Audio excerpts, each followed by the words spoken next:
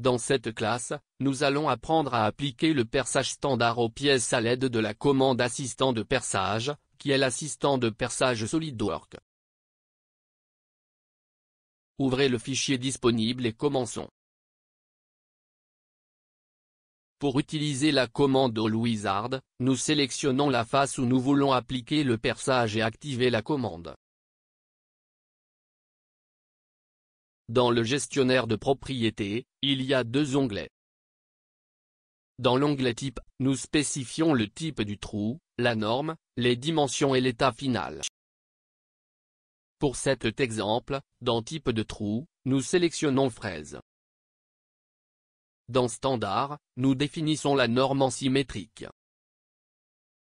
Dans Spécification du trou, pour taille, nous définissons M5. En condition N, nous quittons Kregel. Nous cliquons sur l'onglet Position et il nous indique que nous devrions utiliser les outils croquis pour positionner et ajouter d'autres trous. Voyez qu'en déplaçant la souris sur la face de la pièce, l'aperçu du trou est affiché et nous pouvons définir avec précision son positionnement. Voyez qu'en déplaçant la souris sur le bord circulaire, le centre est affiché, et nous pouvons cliquer dessus pour positionner le premier trou, en le définissant complètement. Nous avons ajouté un autre trou, gardez la trace. Nous confirmons la commande AllWizard et notons les trous ajoutés. Le nom de la fonctionnalité ajoutée dans le gestionnaire de fonctionnalités contient les spécifications du type de trou que nous avons créé.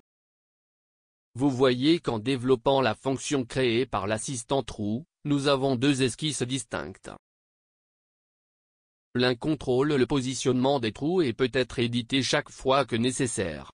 Et l'autre contrôle les caractéristiques des trous et ne doit pas être édité manuellement.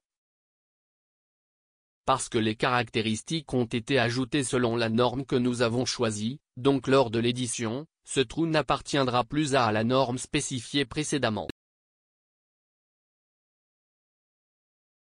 Il est également important de sélectionner la face d'application du perçage avant d'activer le contrôleur, car de cette façon, l'esquisse de positionnement est définie en deux dimensions. Sinon le positionnement sera effectué avec l'esquisse 3D, qui ne sera pas travaillée dans ce cours. Nous avons terminé cette leçon, où nous avons appris les concepts et les procédures nécessaires à l'utilisation de l'assistant de forage SolidWorks.